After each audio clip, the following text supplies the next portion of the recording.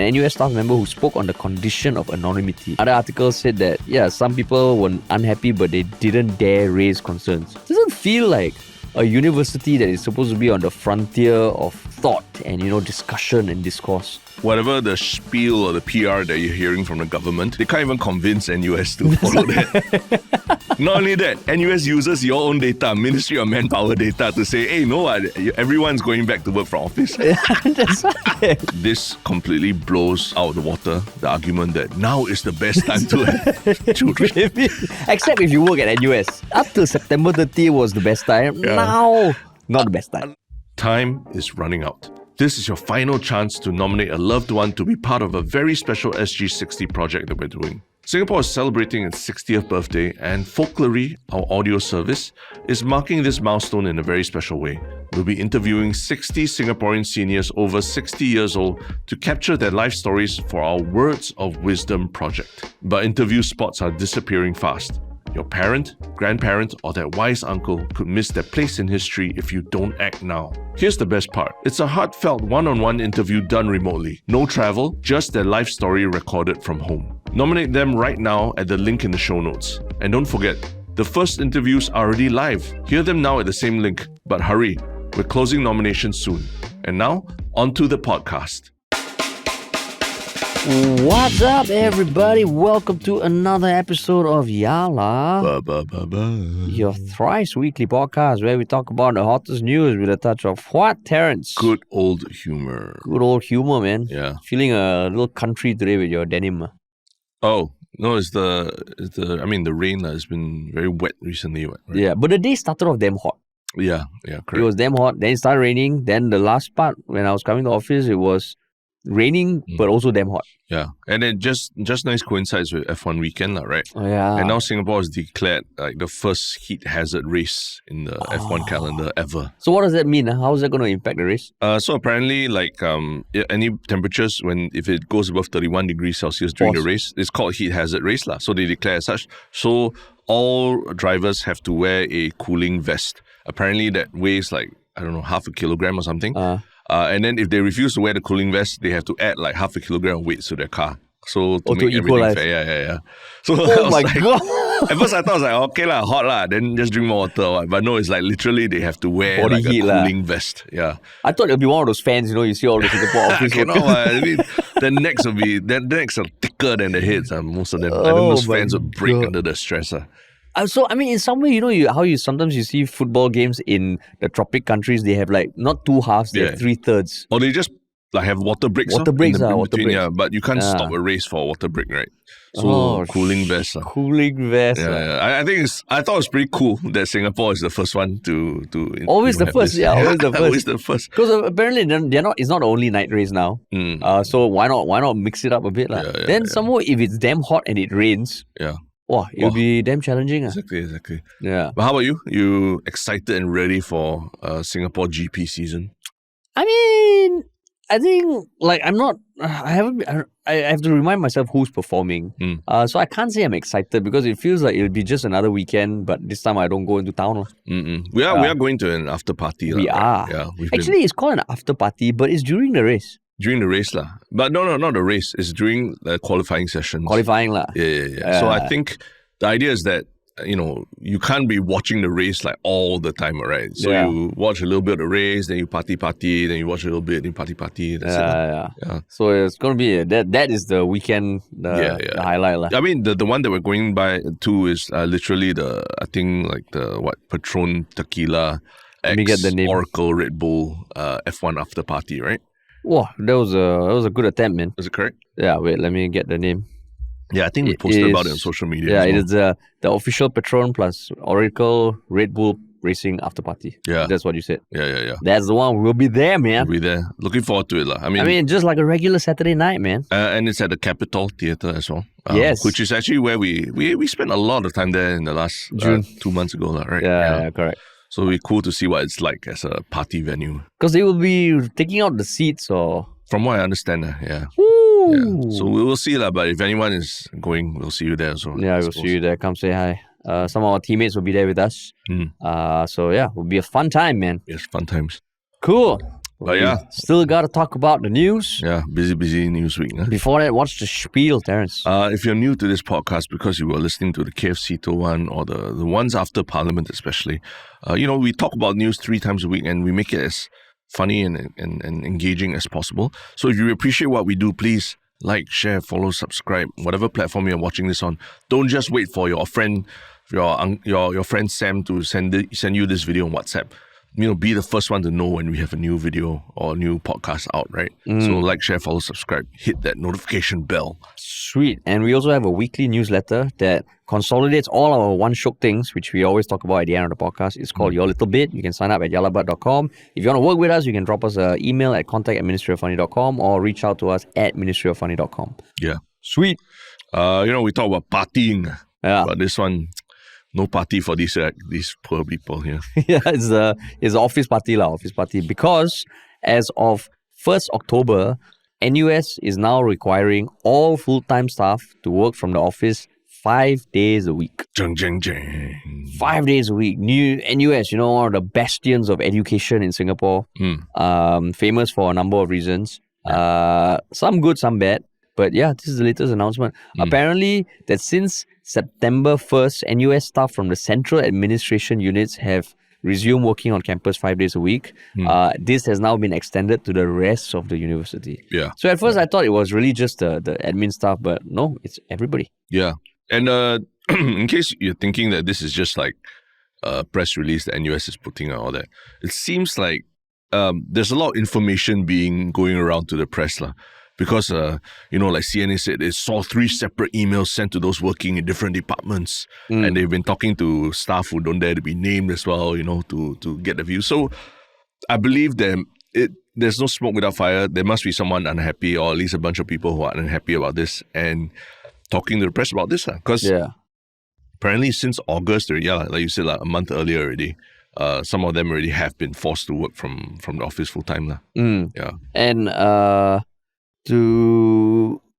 apparently in late 2023, the university moved from a 1-day work from home policy, 4-day moved to a 4-day work from home policy, 1-day work from home policy in late 2023. Yeah. Before that, I assume it was more work from home days, coming out of COVID.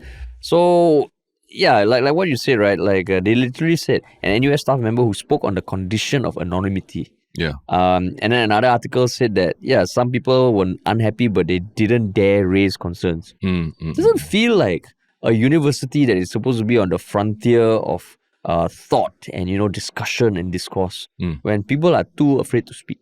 Yeah. Sounds a bit odd, lah. Yeah. And these are not students. These are literally employees of the university as well. Yeah. Who are unhappy about it. Yeah. But yeah, you saw this news, you read about it, and you even saw I think NUS even responded about saying that they're taking reference from Ministry of Manpower data, right? That most 70%. Yeah, 70% of companies have resumed full office-based work arrangements already, right? How do you feel when you saw this announcement? That kind of reason is damn stupid, no? It's the most annoying thing that you hear. Oh yeah, most people are doing it. We also, and I quote, recognize the value of in-person interactions in the workplace. Yeah. But because most people are doing it, don't get angry. Yeah. And I hate that kind of reasoning. Why? Because it's just using all these stats. It's all the stats. Because to be honest, we also now work more in the office than we used to. Because we also realize that, for example, podcast recording, face-to-face is very different from recording remote. Yeah. Even with our team, certain discussions and like the team culture, the team bonding is important. So not saying that's not the case, but when your starting point is close to 70% of companies had returned to full office-based work arrangements by 2023, it just feels like then you are just following the herd as opposed to your own convictions. Yeah. I think for me, that was one thing that I think people, as much as NUS is a private institution, maybe with some government funding or something like that, people still look at these institutions, especially educational institutions, as institutions, right? And they set the pace, they set they set the standards, right, for a lot of other organizations to follow as well, right? Whether it's smaller schools, private schools, or anything like that. And if the biggest one, like, the biggest tertiary institution in Singapore, NUS, says it's doing this, it seems to set the standard for everyone else to follow. And so I'm quite surprised because, I mean, other than, with the exception of Grab, which was like probably the most high-profile local company or so-called institution to implement this full work from office thing, I thought generally, when you talk to people who work in civil service or what, it usually is a hybrid. There's a hybrid work arrangement, right, for most of them. And I thought all the saying hybrid work is here to stay and it's the future and all that kind of thing. For NUS to go completely against it as an institution of like progressive thought and learning and even encouraging people to do e-courses and stuff like that, right? For them to implement this 5-day work from office thing, I'm quite surprised. I mean, but the whole hybrid workplace thing is here to stay. Actually, that one, I would say it feels like all that talk was nonsense. Most companies, I feel, would revert to this and all that fucking shit about, productivity and all that. You can almost predict that companies will not want that. Yeah. But I agree with what you say about how NUS, where you do a lot of research, you do a lot of supposed to be, frontier papers and all that, supposed to literally educate the future of Singapore on what we need for the future. Yeah, it feels very backward. And this is off the back of the government themselves mandating that all companies offer flexible work arrangements last year. Yeah. So this is a prime example of the message we're hearing from the leaders, AI, optimizing productivity and all that, flexible work arrangement is important. Now is the best time to have babies, Terence. Yeah. Yeah, now it's best time because you have to work 5 days instead of 4 days. Yeah. And it just feels like this way is a bit confusing. You have all this direction that's moving one way, and NUS, the oldest university in Singapore, oldest, right? Yeah.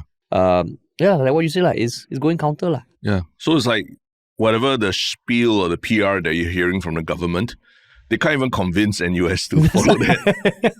Not only that, NUS uses your own data, Ministry of Manpower data, to say, hey, everyone's going back to work from office. That's right.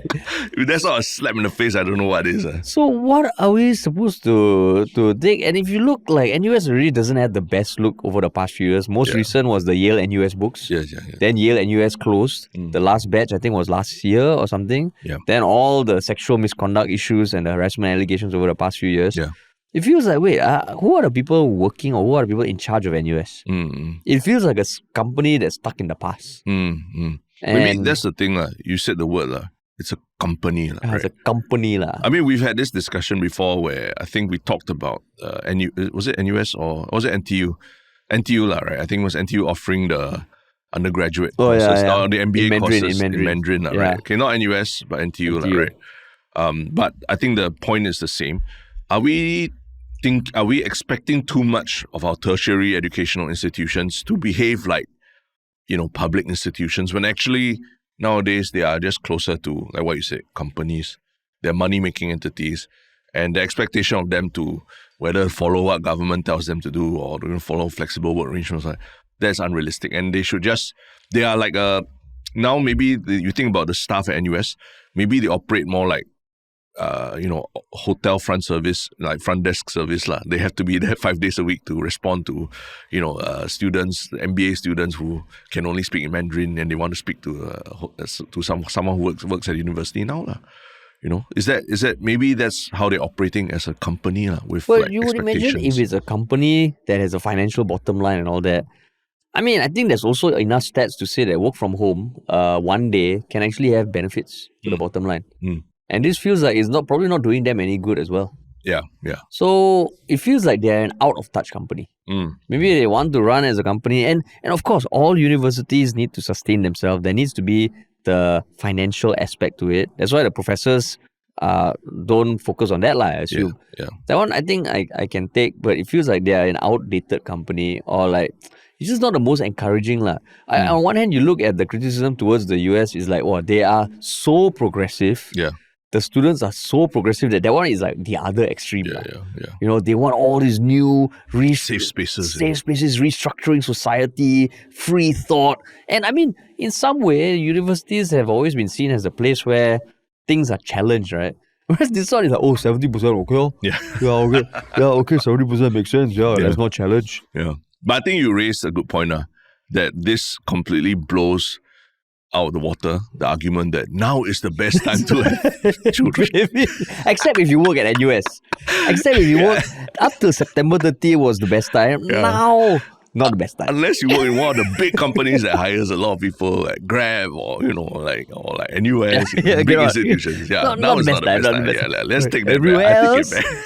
for now, the 4 other universities you want to work, it's the best time. Yeah. NUS is past its prime. NUS past its prime. Ouch. So yeah, exactly. It's true. Is the thing. Yeah. It's like, walao. But you know, it says the value of in-person interactions in the workplace. NUS recognizes the value of in-person interactions in the workplace. I mean, you yourself agree, right? That there is some value. There is some value. There is value. And maybe in the idea of a collegiate campus, you know, we talk about how last time when we lived on campus in the US and all that, it's a very different feel, right? When you don't live on campus or you go home to your parents and eat dinner with them rather than stay at your frat house and things like that, right? Yeah. Very different feel. Maybe that's what they are trying to encourage in their own campus. They say that lah. Say that because every time for whatever reason we have to go to university it does feel like there's a nice energy here lah. And if they were to just say that because you go to stats, you can very easily rebut the stats, right? 70% of companies have gone back to 2023 full work from home, but 80% of the tertiary institutions don't. So are you more a company or more a tertiary institution lah? Yeah. So but if they say that collegiate feel, then it feels like okay lah, There's an argument for it, right? Argument for it lah. Because NUS, it literally is a campus lah. It's not like all the tech companies that call themselves a campus. That's a fake campus lah. Yeah. NUS is a real campus with its own thriving community, with its own canteen, its own ecosystem lah, right? Yeah. So you want people to make use of these great facilities that you have. Yeah. Right? Maybe yeah. And plus to carry on the tradition, how to take upskirt photos remotely. How to sexually harass remotely, how to dispose of books. You can't dispose of books remotely, Darren. You need to be there in person. You need to put the books in white plastic bags, load it on a truck. For those reasons, they need to come back lah. But maybe you hit the nail on the head. Maybe those are the reasons people need to come back. All these problems, nobody will solve them. Got upskirt problem today. Like how? I work from home today. From home, tomorrow I you settle on Monday. Got somebody complaining online about the books disposal. How? Can someone go and stop the workers from doing it? Sorry, I work from home today. You work from home. Okay lah. We just lose a few thousand books. Maybe. The argument that they can't say is that this is in response to everyone saying that NUS is not doing enough, so we need to do more. Even then, put that as a. It's bad PR though. It's bad PR, right? We want to right the wrongs, No more upskirt photos, no more sexual harassment. No more disposing of books. Yeah. But now we talk about the spectrum of work from office, work from home. They are like two opposite ends of the spectrum, right? Either you're flexi or you're full day, right? But recently I've learned of a new arrangement or so, where in some tech companies, can't mention which ones, but some tech companies there's the idea of work from anywhere in the world. Like we work remotely. So it's an official type of leave that you can take to, work while you are overseas. Whether you're on a holiday or let's say you're expat, you're visiting home, right? As long as the country that you're visiting allows you to work from there, or let's say that tech company has an office. Because for legal visa reasons and all that. As long as that company, has an office in that country, say Japan, for example, a lot of tech companies have presence there, then you, while on holiday in Japan, you can officially say, I'm working from Japan, and you take 7 days of that block of leave to work there. That's great lah. Yeah, so I was like, oh wow, that's a very unique, interesting way of doing it. Yeah. And ensures that you don't break any laws. And you can even maybe even go to the office to work if you are, have a day to go to the office. Because that's great. Then you can go out with your family. 1 week do it, and then the other week you're like, if your wife or your partner has leave and all, then you just work at a cafe or something. Exactly, yeah. Or even in between your holiday, right? You stay in Tokyo or something like that. Yeah. Then some days your spouse goes out with the child or whatever, and then you just work, right? And the fact that they officially recognize it as a form of work remotely, work leave, then there's less questions asked, right? Nobody like, hey, what's going on? Why are you answering at such a weird hour? That kind of thing. So I thought, okay, there's another way that these entities, if they don't want to have to split between work from office, work from home, there's other ways to also create perks where people don't feel like they are being forced to be in office all day. Yeah. And I mean that would be great, and that would be another sign that it echoes what we're hearing from the top leaders of the country. Yeah. Whereas this one is like, it's like just going backwards. Yeah. Cassandra Lee will have something to say about this. Yeah. I mean, we said it for already. She's like, okay, it's not the best time for everyone. Yeah. Not for everyone. Yeah. For NUS, sorry, you have to go back to work. Because I think the bigger thing is also like what you said in the articles, right? It spoke to employees who are not happy. So it even means like I think they were quoted as saying that some of the employees had town halls because they had some concerns, or there was something in the email about in which the email sent, the announcement was made, and if you have any comments or feedback, please speak to your reporting manager. But not everybody got emails like that. Yeah. Because it felt like it came from the top, then all the departments were in charge of sending it to their own faculty. Yeah. And employees. So it feels like, respecting the balance that we need as human beings and having the opportunity for open, respectful, and honest dialogue, those things were all missing. That was from a staff member. And I think the same article as well, as you said, another staff member said the university stresses the importance of health and wellness, and send out employee well-being surveys where people actually talk about having the option to work from home is important. As you say, why are you asking us to do all these health and wellness check-in and surveys when it's not a two-way conversation? Whether or not they are, universities should be aspirational. They should lead the way in society. This is not a people-centric approach. It's a system-centric approach. But Terence, NUS still offers flexible work arrangements which can be designed for specific job roles. So maybe in their mind, they're like, okay, we're still adhering to the government. Yeah. For flexible work arrangements, you let us know. Yeah. And then we decide for you. But that's what they say. You should not be following people. And what you said, it should be progressive at the edge of experimenting with different ways of work. It should be aspirational. It shouldn't be, everyone else is doing it, so we do also. Like a university is literally one of the best petri dishes to test out shit like this. Yeah. You have everything. You are a self-sustaining society. Yeah. But no, cannot. They just go to, all the other SMEs are doing it, so let's do it. So then you see yourself as an SME rather than a tertiary institution, because the other four are not . Yeah, correct. Oh well. The constant battle.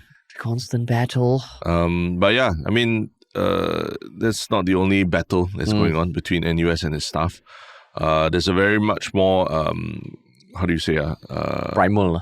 Yeah, that's the word. Primal battle that was captured on video going on recently, and it's still worth discussion because there are differing opinions about it, right? Yeah. And the fact that this made the news is damn ridiculous that this happened. I mean, it made the news understandably.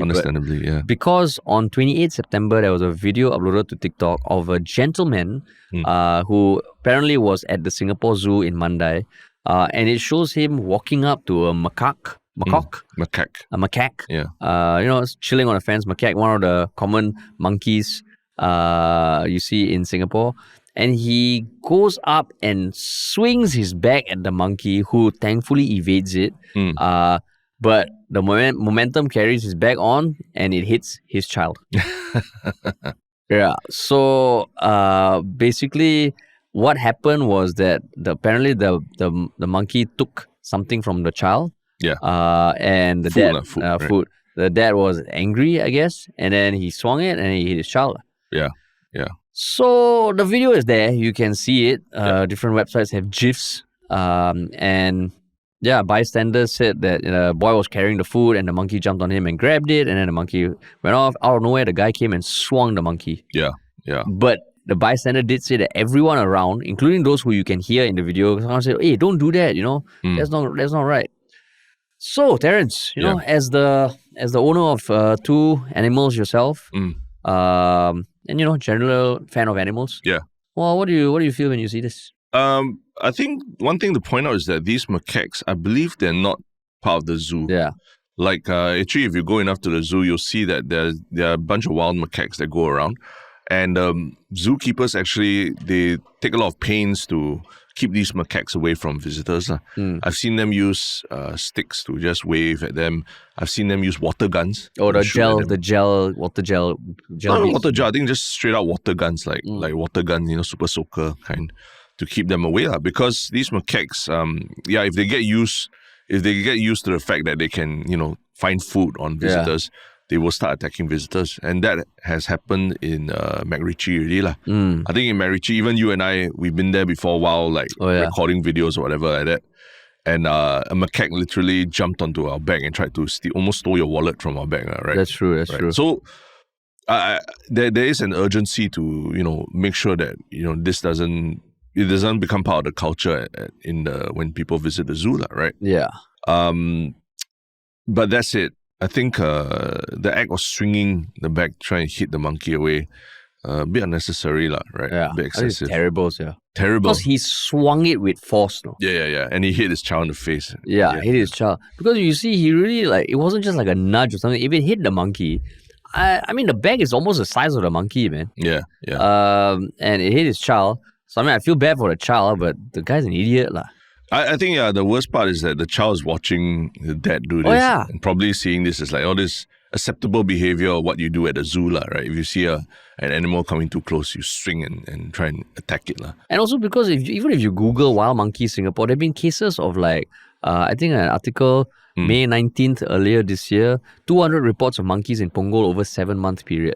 Some were euthanized. And then there was an announcement that that gel guns that I mentioned, it is a new monkey guarding technique that is being used, aside from just sticks and raising voices. So 𝗍𝗲𝗍𝗍 themselves highlighted that, okay, if these water gel guns, the gel beads, people can get it outside, no? Yeah. And if this becomes a norm, like you say, right? Oh, got monkey, hey, let's go shoot monkey. We go shoot monkey. Yeah. Then it becomes what the hell? And then you see videos like this, and he's doing it in front of his son, who you assume is his son.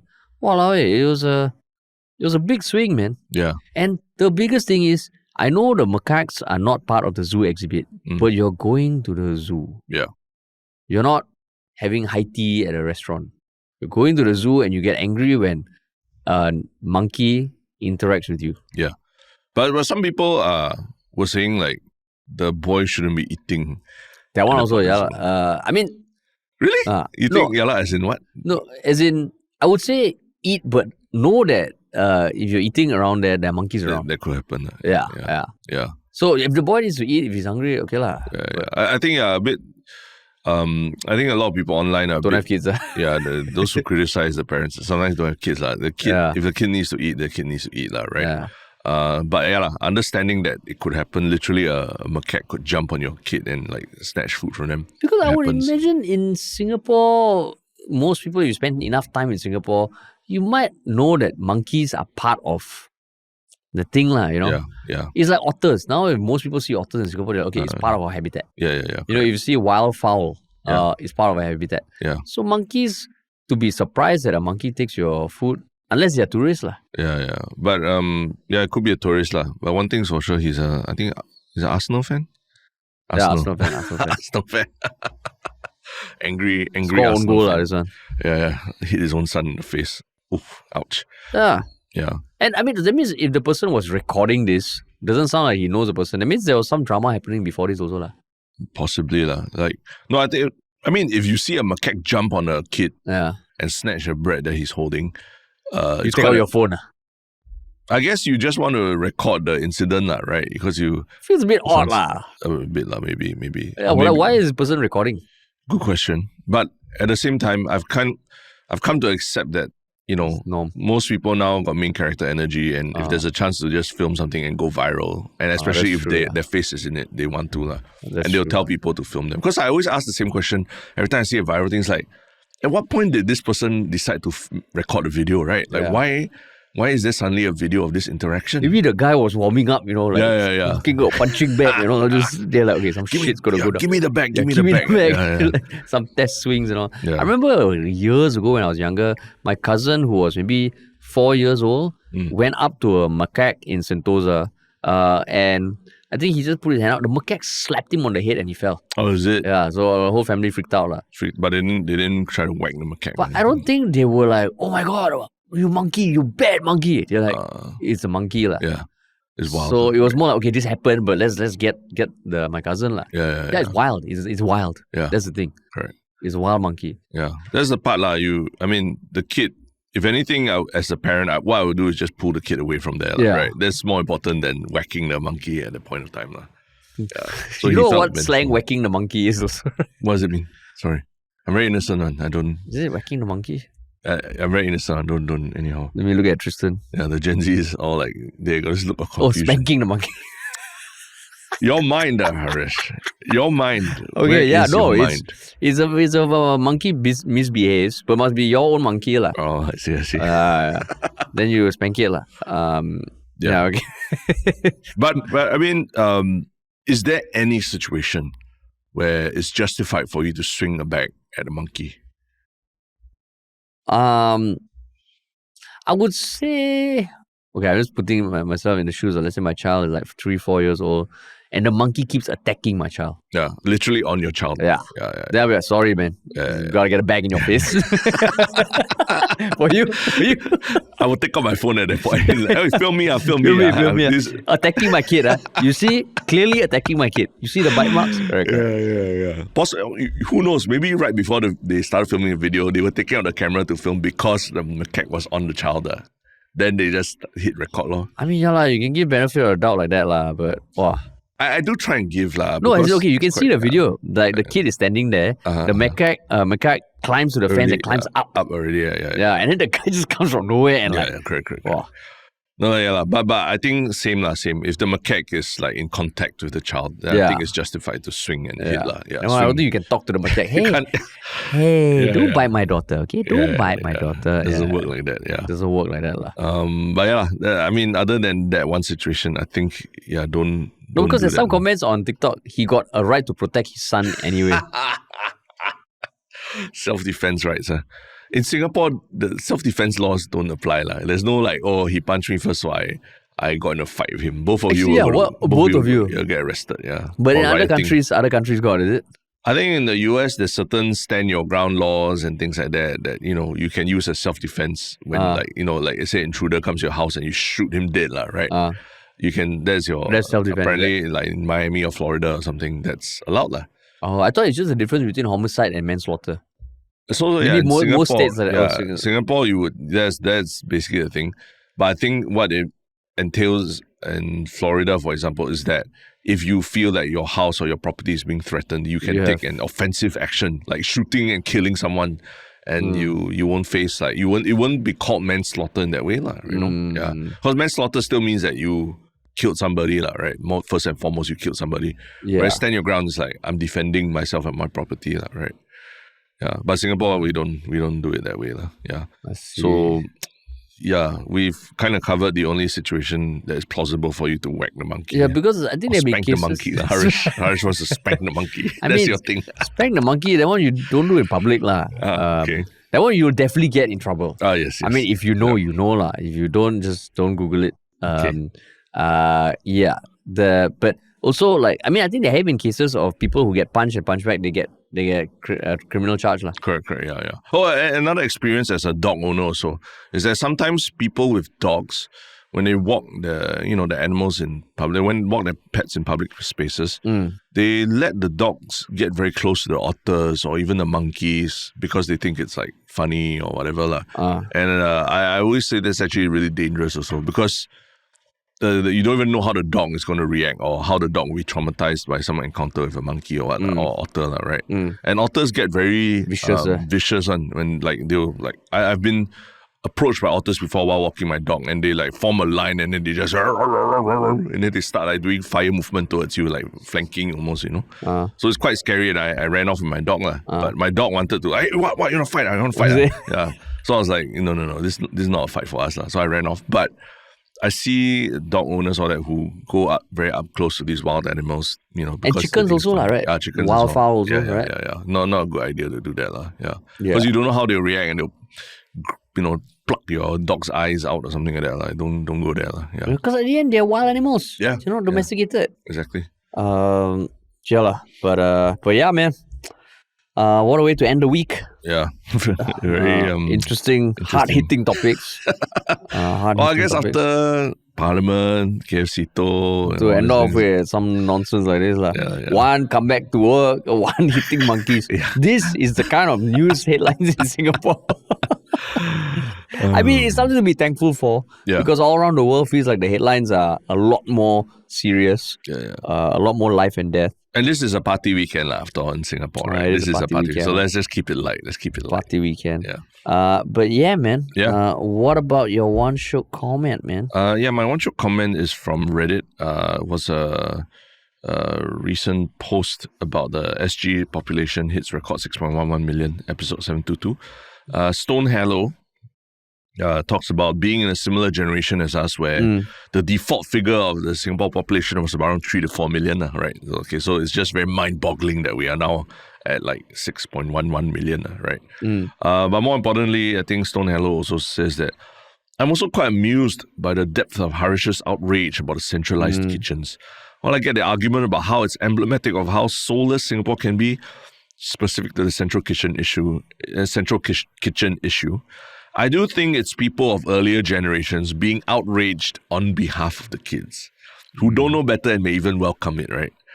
I've heard of kids not getting enough time to buy food and eat because they only have like 3 canteen stalls and 15 to 20 minutes to queue and to consume their meal during recess. Which I thought was actually, it's a very good point that we don't think about the logistics of like, back in the day having to queue up for food, at your favorite store or something like that, as opposed to, more efficiently being able to just collect your pre-ordered meal and pay for it using a bus pass and all. So yeah, it's a good point from 𝗏𝗏. I mean, I don't disagree that there is a benefit. I believe I said it on the podcast that if it's better nutrition, more balanced meals, more access, sure. I still stand by the fact that it's losing its soul. And the whole thing about me being angry on behalf of the kids, then you go and let them watch porn. Go and let them do whatever they want. Because they will figure out themselves. And I mean, 𝗏𝗏, I know you've commented before. This is just, my response. What was the thing they said? The depth of my reaction. Yeah, the depth of your outrage. Yeah. Yeah, but I really damn sad. But you're being sentimental for something that the kids don't even feel like they don't even know. I know, but isn't that the problem when things get eroded? Nobody understands what the tradition was, and it's for the previous generation to protect it, right? Protect for what reason? Like it's like you and I, we never lived in kampong before, as you, right? Yeah. So is there a need to protect the experience of living in a kampong for us? There was never a need, right? But the thing is, I mean, it's still not lost out of heritage. And I think, again, it's always going to be a benefit. This one, it might make sense to have a central kitchen. I'm just saying that we are losing part of our soul. If we have a very soulful country, okay, we can lose soul a bit here. But now we are grasping for scraps already. Okay. So, outrage on the behalf of the kids. Yeah, that's I go to all the primary schools. I'm outraged for all of you. Okay? You do it. You start a school tour, primary school tour. I'm damn angry for all of you. Be grateful. I'm angry for all of you. Where's the soul? Where's the soul? Hey, where's the soul? They're all like damn jacked because they're getting 50 grams of protein per meal. They're like, what's all taller than you already. Primary 3 all taller than you already. So for what? All perfect skin, like body ratio, all great. All can go and play La Liga or Premier League next time. Do 20 pull-ups, can run 2.4 in 6 minutes. Give you soul for what? Where's the soul? Where's the soul? That's when you know that you sound like a boomer already. Oh, man. But yeah, what about your One Shiok thing? You got no One Shiok comment? Oh shit, my One Shiok comment. Oh, my One Shiok comment was on the same thread by 𝗪𝗲𝗏 and they built on the point that you highlighted, where you compared, the Gulf countries model of country population to Singapore, and they went on to kind of put on all their thoughts on whether Singapore has the ability and motivation to emulate the Gulf population model. And they talked about the total population, the citizen population of a country. And it was a very long post. And I'm like, wow, these are the posts that are damn awesome that you only get on Reddit. Yeah. And it's worth like even just reading and analyzing a little bit also, right? Yeah. As in for me to read and analyze. No, I'm just saying anyone who's interested. Anyone interested. It's a very interesting thought experiment. Yeah, right? correct. Yeah, so thanks to, aggressive win 63661 for penning down your thoughts. Yeah. All right, and your one Shiok thing, man. My One Shiok Thing is a video. I don't know if you've been following Will Smith's career recently. Nope. Basically, he's coming back as a rapper. Right? In the last couple of months or last half a year, he started to perform again, released a new video for a song called I Like Pretty Girls, which is like, I think everyone says it's like one of the worst songs ever. Yeah, it's a really horrible song. And I mean, yeah, there's so a lot of other innuendo about the song that people are making about Will Smith. But yeah, so, and there was also another freestyle rap that he did that was really like, I mean, I watched it also and it was really cringy. And I just wanted to watch something that sort of tried to explain why Will Smith is now also known as like the corniest man alive. So the video is how Will Smith became the corniest man alive. And it kind of examined like what has happened to Will Smith since the Oscar slap, and why is he going down this road? And why is he almost like, at first I thought, he was like literally trolling or something, but no, he's taking himself really seriously with the rap music that he's doing and all, and it's really, really bad. And it's kind of a bit sad for, people our age to watch, because he was really like the epitome of cool, right? Like Fresh Prince and I Am Legend, and became a very serious actor that everybody loved. And now for some reason, he's like the corniest person in There was media one now. video of him performing in public in the UK where apparently the crowd was damn empty or something, right? No, they used AI to insert shots of AI crowds in the video to make it look like people holding signs and crying while he was rapping and stuff like that. Oh, shit. So it was really bad. So yeah, like this video itself is just one explanation of like why Will Smith is now like the corniest person alive. But they're talking about the sequence of events or even kind of hypothesizing what is going on with him. Yeah, probably. Yeah, a little bit of both. Yeah, they talked about what has happened since the slap, but also about like why of all things he suddenly wants to take he's suddenly going back to rap because he stopped rapping sometime in the 2000s, right? But now he's back at it again. Yeah. Oh shit, man. Wow. But yeah, my one Shiok thing is a video and an article about this pottery shop that has opened up in Bedok at the Void Deck. Yes. I don't know if you saw like the title of the article is title of the video is The Potter of Bedok Who Started His Dream Studio at a HDB Void Deck. So it's called SF Studio SF. So SF stands for what is after his wife and his name. Oh my god. Studio Shunfu, named after owner Kevin Chua and his wife Vanessa Yong's Chinese names. Yeah. Opened in November 2024. So it's like it's where you would imagine a mama shop to be, but it's a pottery studio. And the way it's lit up and the glass doors, it looks damn cool.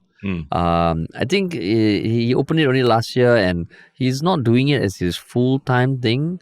But it just looks so beautiful. Yeah. And it felt like, wow, this is damn cool.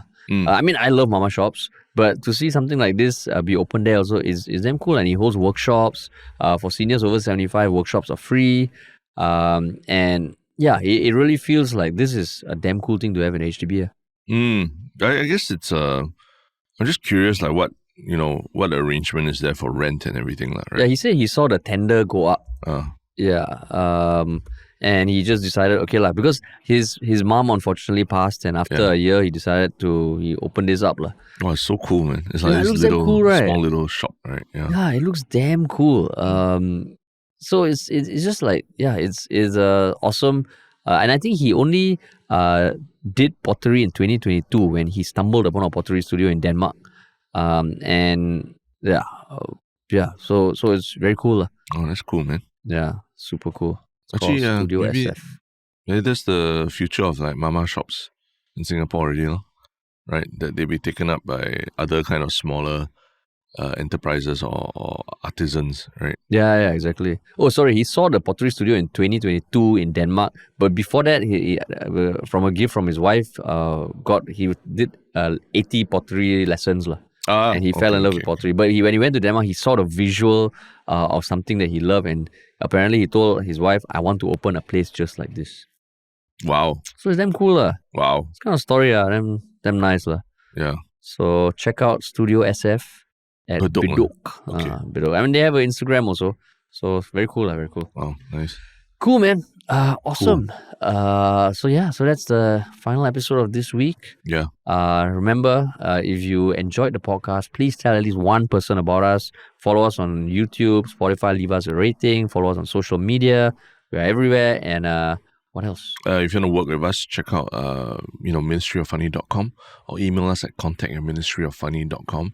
But ideally, you guys all should be working this weekend. You should be partying away Partying. for F1 weekend. Partying. I mean, of course, now if you're at NUS, you probably still are in the office. But weekend is coming lah. Yeah, Weekend is coming. Go hang out with some monkeys. Yeah.